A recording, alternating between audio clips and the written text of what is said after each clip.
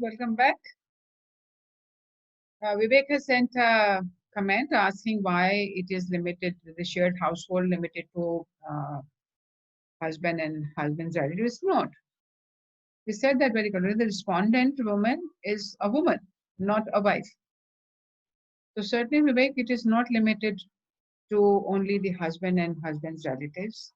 It is including your father, your brothers, etc. also. The shared household is not about only marriage. It was in the context of um, this case, Batra versus Batra, because this was a husband-wife case. Therefore, we were talking about husband and wife. So, okay, do we want to look at Hiral?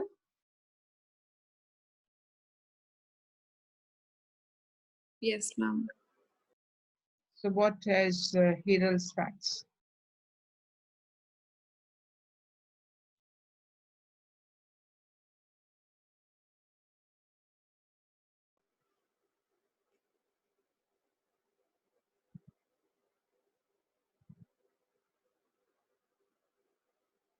Who's going to tell facts of Hiral?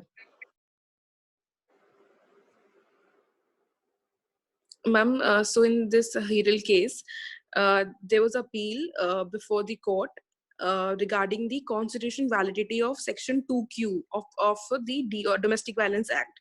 In this particular case, Kusum and her mother, so the daughter and mother, they filed a complaint against Pradeep, who is the brother and the son also, because the mother and his wife, and there were two sisters also. Against violence against them. So what happened that there was no complaint for 3 years, and then they moved an application to the for the application for discharge of respondents number 224, which is who are the females in that particular person, because Right.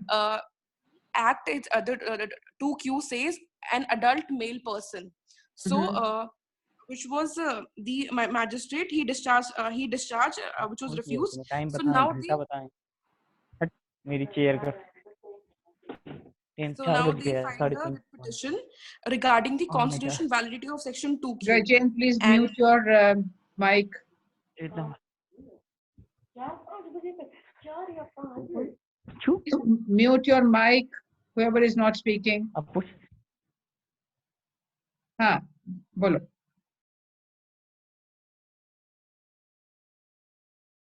Brother Chavi, speak up.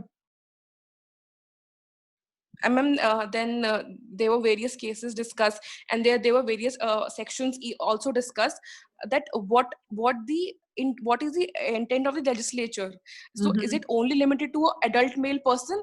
Then there will be discussion of various sections, section 20 and section 12, that whether we'll construct only as an adult male person or anybody. Right. In the case as follows. Yeah, so everybody please have a look at section 2Q, which was in the judgment, a certain portion of it were deleted. So this section, this definition as it stood originally read, respondent means any adult male person who is or has been in a domestic relationship with the aggrieved person and against whom the aggrieved person has sought any relief under this act, provided that an aggrieved wife or female living in a relationship in the nature of marriage may also file a complaint against a relative of the husband or the male partner. So in case of the wife, then it could have been a relative of the husband, it would have been including the mother-in-law and sister-in-law. But if it is a sister filing a case, then then in those cases the aggrieved party can only be male. So suppose that two women living together, no, not two women, two sisters are living together. One sister is abusing the other sister.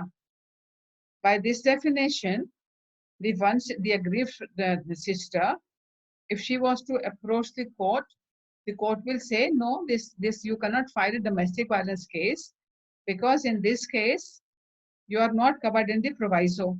Proviso is limited only to the aggrieved wife or a woman living in a relationship in the nature of marriage.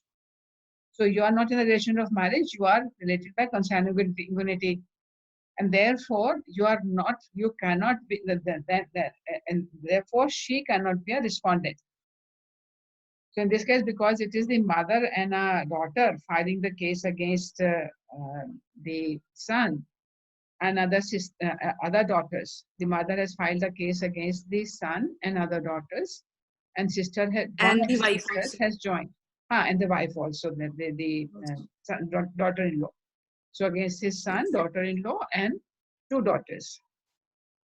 So therefore, she doesn't fall in the category of aggrieved wife or a female living in a relationship or nature of marriage. So they are both, the daughter and mother duo, they are not covered under proviso. And going by 2Q, it very categorically says adult male person and does not talk about his relatives. While in case of husband, the relatives are included, but not in case of the other relationships. So why do you think it is constitutionally acceptable? No, it is not. Why not? 15.3 says special provisions for women. Ma'am, Why not? but I think it is violative of it's violative of Article 14. So if a woman, if she files a complaint against the husband and the mother-in-law, so she would be entitled for that relief. But if a mother-in-law is filing, so she won't be entitled because she won't then she won't be covered under this section. So it is completely unfair, and it's not equality in that sense. Yeah. That one is getting relief and the other is not getting.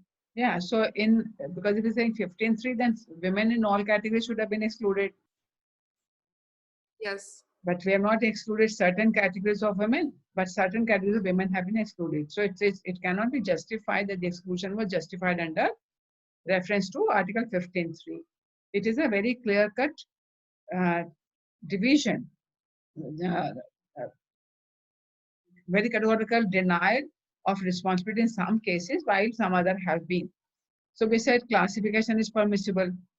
So then if classification is permissible, then it should be a reasonable classification having a nexus with the object of the classification. So what is the object of the classification? What is the classification here? The in-laws and the in-laws in the sense of that those who have been connected by marriage would have a different category of relief, and those who are connected with consanguinity will have a different category of relief. So what is the rationale for that distinction? So these are the women who have come from outside, these are the women who have lived in the same household. But what is the objective of the classification? Are we assuming, so what we are actually assuming in this one is that in case it is your own sons, etc., then you will not be, what we are thinking of, that the members of the same family connected by blood will not be violating or abusing or causing domestic violence to their own.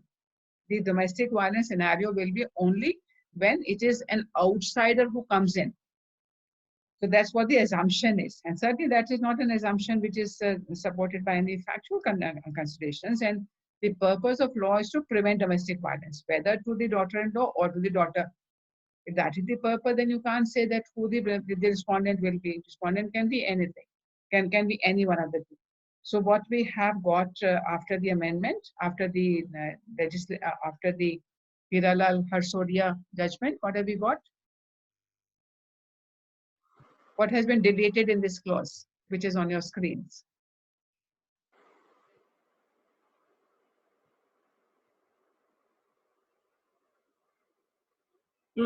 It's any adult person, like Adult male. The word adult male person. Any adult person. male person. Now what remains is respondent means any person who is or has been in a domestic relationship with the aggrieved person and against whom the aggrieved person has sought any relief under this act. The proviso also deleted. So that is what has been left of this definition now. What we have is only means any person. Adult male is deleted and the proviso is deleted.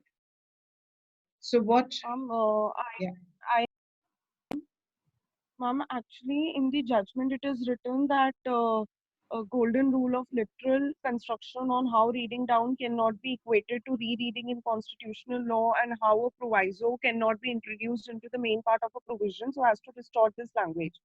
Ma'am, I'm not clear about this particular paragraph.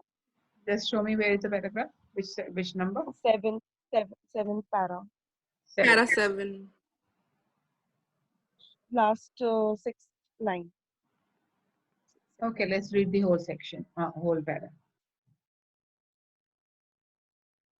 Learned advocate appearing on behalf of the appellant assailed the judgment and has argued before us that it is clear that respondent has defined 2Q can only mean an adult male person. He has further argued that the proviso to section 2Q extend respondents only in the case of the aggrieved wife or female living in a relationship in the nature of marriage, in which case even a female relative of the husband or male partner may be arraigned as a respondent. He sought to assail the judgment on the ground that the court has not read down the proviso of 2Q, but in fact read the proviso into the main enacting part of the said definition, something that was impermissible in law. This is what you're saying? He has argued before us that 2005 Act is a penal statute and should be strictly construed in the event of any ambiguity. He further argued that in fact there was no ambiguity because the expression adult male person cannot be diluted in the manner done by the High Court in the impugned judgment. He cited a large number of judgments on the golden rule of literal construction on how reading down cannot be equated with rereading in constitutional law, and on how a proviso cannot be introduced into the main part of the provision so as to distort its language. He also cited before us judgment before which stated that even though a statute may lead to some hardship, that would not necessarily render the provision unconstitutional, nor in the process of interpretation can a court mend or bend the provision in the face of the plain language used. Also cited the judgment before us stating that given the plain language, it is clear that it is only for the legislature to make the changes by the High Court. The answer is also coming in the next one. So first of all, look at what is it.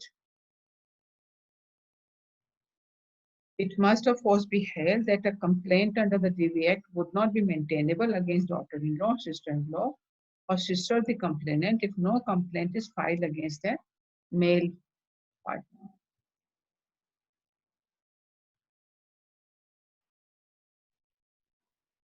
So this is a Bombay High Court's judgment, in where they have resolved fear of the fact that the decision of the High Court in Kusumlata has not been disturbed by the Supreme Court.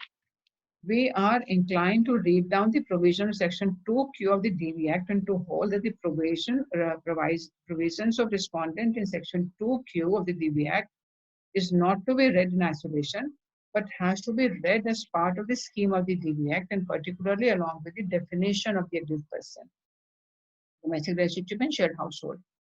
So this judgment, they're challenging that what the Bombay High Court did was to say that it cannot be limited to only male adult person. Yes, ma'am. So they're saying that you are rereading it. You are reading it, so what the argument of the council here is that when you are looking at the constitutionality on a provision, you have to read it as it exists. And as it exists, there is no other way. We are not saying, they have not said we are, because what the court has done, in that case, it was not a constitutional challenge in the Bombay High Court judgment. But the court read down to give the relief to the petitioners, even when the respondents included, it was not a matrimonial relationship, it was the other relationships, and the relations by blood were included. And in that case, the judge has still read down, they're saying that no, that in the scheme of the legislation, and it is important to look at the scheme of the legislation also. But let's actually, I want you to look at the legislation also.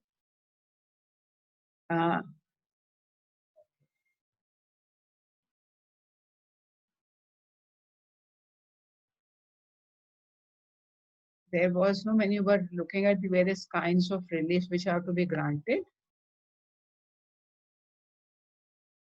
I was looking at a section.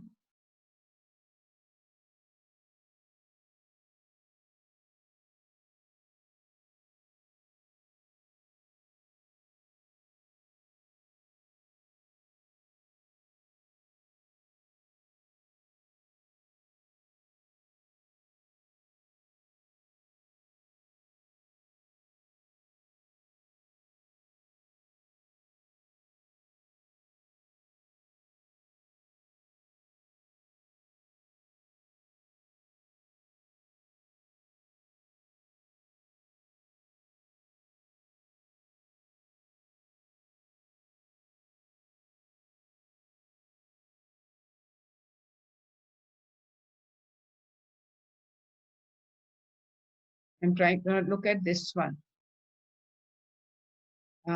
This is the restraint orders under section 19. And look at F.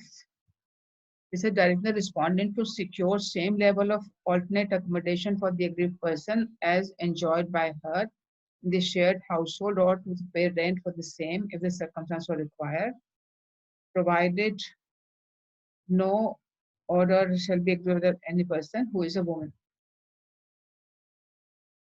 Under clause B. So clause B is what? Directing the respondent to remove himself from the shared household. So certainly when it says that respondent or any of his relatives, so any of the relatives can be a woman also here. So when you look at the scheme also, they were talking about women included in the relatives category. And therefore, what the High Court, Bombay High Court, because there was no constitutional challenge, they were trying to read the section in a manner which will promote the objective and should be in accordance with the scheme. So what the Bombay High Court had done was said that when you look at the three sections and when you look at the whole scheme, it is very clear that it was not meant to be, the respondent were not meant to be limited. But what the counsel for the appellants is arguing is saying that no, that's not correct, because this section has to be read on the face of it. And the court has agreed with that argument, and that is why, because it is a constitutional challenge, therefore they have set it aside. That no, but once as long as the word adult male person is there, you cannot actually include that. So there might be apparent discrepancy between the two parts of the section, one which is limited to the matrimonial relationships and the other one to the other relationships. But the High Court has arrived at the same conclusion without striking down, and that's what he's objecting to. So when you look at Meenakshi's arguments on behalf of the respondent, she has countered each one of these submissions. First and foremost, she argued that the 2005 Act is a piece of social beneficial legislation enacted to protect women from domestic violence of all kinds. So the of all kinds is the range of domestic violence, but also all women. This being the case, it is clear that any definition which seeks to restrict the reach of the Act would have to be either struck down as being violative of Article 14 or read down. So what the Bombay High Court had done was read down. According to her, given the object of the statute, which is discernible clearly from the statement of objects and reasons, the preamble and various provisions of 2005 Act, which it took us through, it is clear that the expression adult male person is a classification not based on any intelligible differentia, and not having any rational relationship with the object sought to be achieved by the Act. In fact, in her submission, the said expression goes contrary to the object of the Act, which is to afford the largest possible protection to women from domestic violence by any person, male or female, who happens to share either a domestic relationship or shared household with the said woman.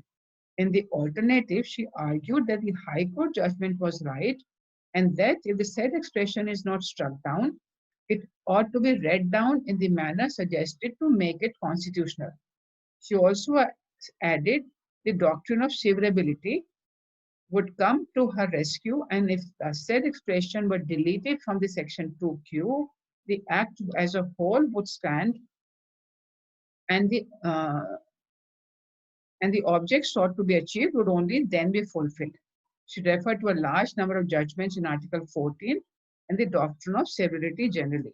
She also argued that within the definition of shared household of Section 2S of the Act, the respondent may be a member of a joint family.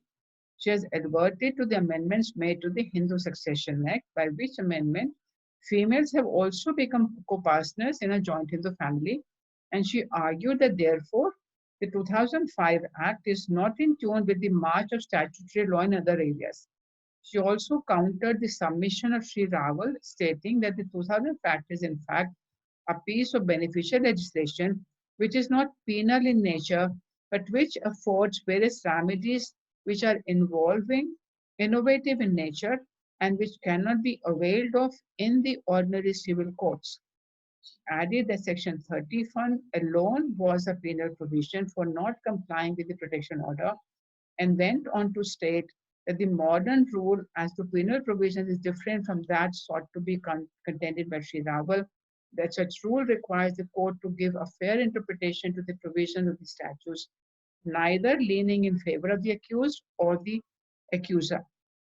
She also added that given the beneficial statute, that we have to strike down or interpret a purposive construction alone should be given, and as the offending expression adult male person is contrary to such purpose and would lead to absurdities and anomalies, it ought to be construed in tune with the act as a whole, which therefore would include females as well as respondents. She also pointed out that at present the sweep of the act was such that if a mother-in-law or sister-in-law were to be an aggrieved person, they could only be aggrieved against adult male members and not against any opposing female member of a joint family, for example, a daughter-in-law or a sister-in-law. This will unnecessarily stultify what was sought to be achieved by the Act and would make the Act a dead letter insofar as these persons are concerned. She also argued that the Act would become unworkable in that the relief that were to be given would only be reliefs against adult male members and not their abettors who may be females. So with this reasoning, the judge has very categorically struck down the offending part to make things easier for everyone. And what is important about the judgment is also because it gives you a whole scheme of the legislation. It when you look at the different parties, so you have the Additional Solicitor General also, ASG, also arguing in view of the judgment of Kusumlata Sharma versus State, the Delhi High Court laying down his mother-in-law is also entitled to file a complaint. Sorry, that was not Bombay, it was Delhi High Court. Again, the judgment under the provision of 2000 Act and the SLP against the said judgment having been dismissed by the Supreme Court, her stand was that it would be open to a mother-in-law to file a complaint against her son as well as daughter-in-law and other female relatives of the son. In short, she submitted that the impugned judgment does not require interference at our end. This appeal therefore raises a very important question. So what is that question? Ascertain what exactly is the object sought to be achieved by this act. In doing so, the court has to see the statement of objects and reasons, the preamble, and the provisions of 2005 Act as a whole. It is important first to discern the object of the 2005 Act. So what is the purpose? They refer to the international documents on the subject, and all of them are recommended. The state parties should act to protect women against violence of any kind, including they refer to the sea law. Phenomenon of domestic violence is widely prevalent, but has remained largely invisible in the public domain. Recently, where a woman is subjected to cruelty by her husband or his relatives, it is an offense under Section 498A of IPC. The civil law does not, however, address the phenomena in its entirety.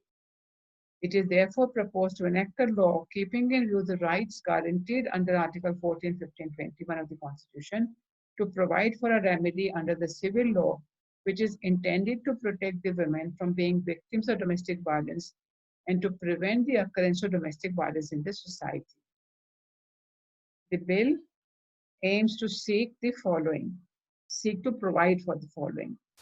Covers those women who are or have been in a relationship with the abuser, where both parties have lived together in a shared household and are related by consanguinity, marriage, or through relationship in the nature of marriage or adoption. In addition, relationships with family members living together as a joint family are also included. Even those women who are sisters, widows, mothers, single women, or living with the abuser are entitled to legal protection under the proposed legislation. However, whereas the bill enables the wife or the female living in a relationship in the nature of marriage to file a complaint under the proposed enactment against any female relative or the other male partner, it does not enable any female relative of the husband or the male partner to file a complaint against the wife or the female partner. Very categorically, this was the excluded category, and therefore we had that division. It defined the expression domestic violence as inclusive of the whole range we've already looked at. It provides for the right of women to secure housing. It also provides household, whether or not she has any title or right to such household. It empowers the magistrate to pass protection orders against the respondent, prevent them from entering the workplace or residence of the aggrieved party, any attempt at communicating with her, alienating any assets, etc. It provides for appointment of protection officers. The bill seeks to achieve the above objectives. The notes on clauses explain the various provisions. A cursory reading very categorically says it is a civil law in nature and not primarily a criminal law, legislation. The idea, therefore, is to provide various innovative remedies in favor of women who suffer from domestic violence against the perpetrators of such violence. Then they looked at the preamble, any kind of violence occurring within the family to the woman. What is the great significance is the act is to provide for effective protection of the right of women who are victims of violence of any kind occurring within the family.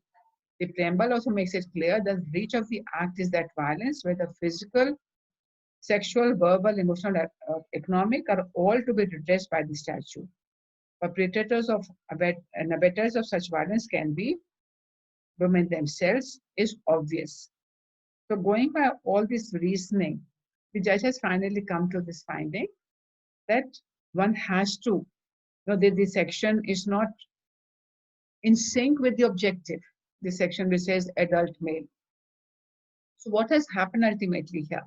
There's a legislature which categorically says we do not want to give any relief to the women in the same, to the women in the natal families. If you're in a marital family, then we will provide you the relief. So what was the assumption of the law? That abuse, domestic violence happens only in the marital family to the married woman. It does not happen to, and it certainly does not happen to mothers. It does not happen to sisters. And it certainly is not done by daughter-in-laws, and it is not done by sister-in-laws. No, sister-in-laws, it is sister-in-law in the sense of Bhabi. So it is not done to a nanad, it is not done to a sas. It is done only to the daughter-in-laws by the husband or husband's families.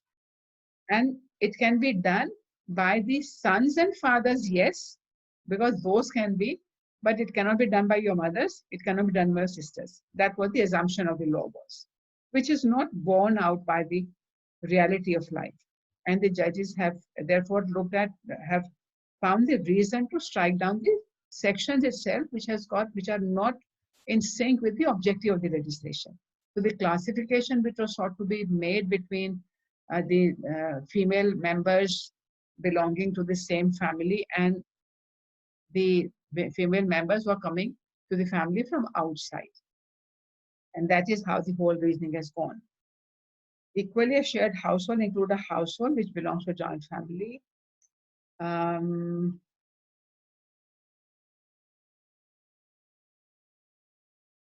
Here, section 3. It is clear that such violence is gender neutral. It is also clear that physical, verbal, etc. all can be by women against other women. So when you look at this scheme, when you look at the whole legislation, this particular clause is not in sync with the rest. Even sexual abuse may, in a given circumstance, be by one woman to another. Section 3, therefore, in tune with the general object, seeks to outlaw domestic violence of any kind against a woman and is gender neutral. So there's no other section which says violence is gendered excepting this one. And therefore, it is not in sync. When one goes to the remedies, Act provides things become even clearer. 17.2 makes it clear that the aggrieved person cannot be evicted or excluded from a shared household or any part of it by the respondent, save in accordance with the provisions. The respondent should be read to as only an adult male. It is clear that women who evict or exclude the aggrieved person are not within its coverage. If that is so, the object of the Act can very easily be defeated by an adult male person not standing in the forefront, but putting forward female persons who can therefore evict or exclude the aggrieved person from the shared household. This again is an important indicator that the object of the Act will not be subserved by reading adult male person as respondent. Becomes clearer by referring to the other sections. 18b, the respondent is prohibited from aiding or abetting the commission of the act of domestic violence. This again would not take within its ken female who may be aiding or abetting the commission of domestic violence, and such as daughter-in-laws and sisters-in-law, and would again stultify the breach of such protection orders. Section 19 makes it clear that the magistrate may pass a residence order, may restrain the respondent from entering, etc. This again is a pointer to the fact that the residence order will be toothless unless the relatives, which include female relatives of the respondent, are also bound by it. And we have seen from the definition of respondent that this can only be the case when a wife or a common law wife is an aggrieved person. I know a common law wife.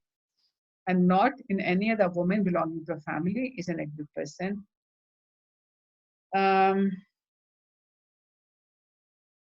Yeah. So I do hope that everybody reads the whole section, the whole case.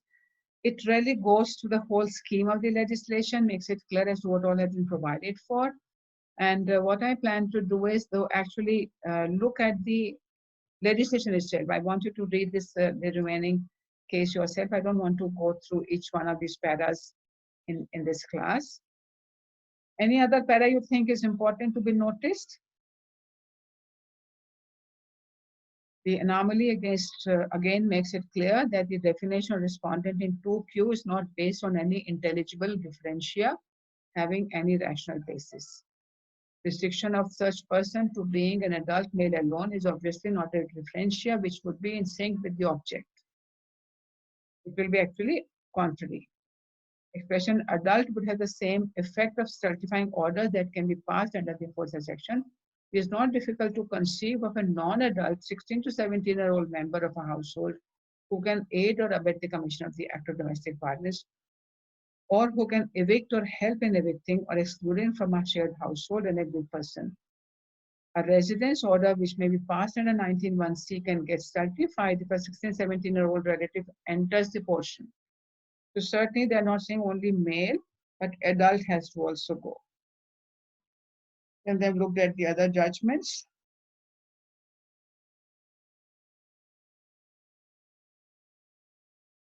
We'll look at all these judgments.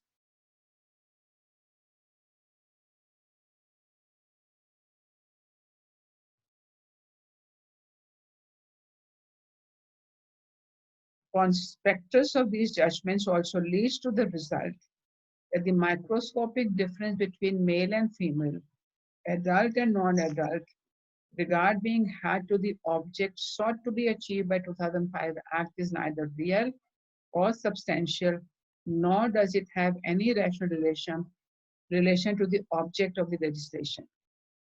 In fact, as per the principles settled in Subramanian Swamy judgment, the words adult male person are contrary to the object of affording protection to women who have suffered from domestic violence of any kind. We therefore strike down the words adult male before the word person in section 2Q, as these words discriminate between persons similarly situated and far from being in tune with the object, in fact being contrary.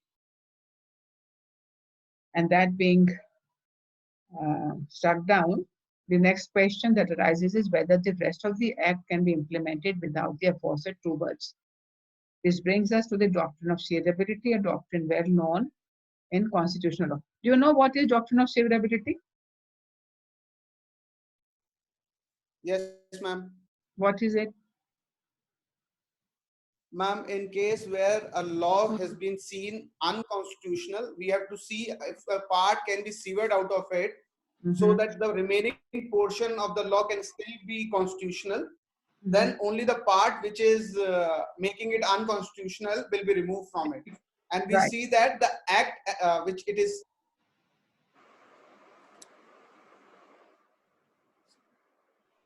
Yeah, so whether, because there are two ways to look at the constitutional challenge. One is to say, if you take this section out, the whole legislation will collapse. But this section is unconstitutional. So the whole scheme is worded around this section. But this is not the case in this case. They said it is possible to sever these offending parts, exclude them, and the rest of the legislation can still apply. So they are referred to a number of cases, including this one on your screen, where they've said, we have kept in view well-recognized rule that if the offending portion of a statute can be severed without doing violence to the remaining part thereof, then such a course is permissible. Interestingly, you know what happened, the history of this legislation? The legislation was initially drafted by Lawyers Collective. And then government made changes. And that has led to many problems also. And was first introduced in Lok Sabha. And there were also again changes made after the introduction also. The bill contained the definition of aggrieved person, relative, or respondent as follows. Unless the context otherwise requires, aggrieved person means any woman who has or has been a relative of the respondent and who alleged to have been subjected to act of violence, domestic violence by the respondent. So this change later on. Relative includes any person related to blood, marriage, adoption, living with the respondent. Respondent means any person who is or has been a relative of the aggrieved person and against whom the aggrieved person has sought monetary relief or has made an application for protection order or to the magistrate or the protection officer, as the case may be.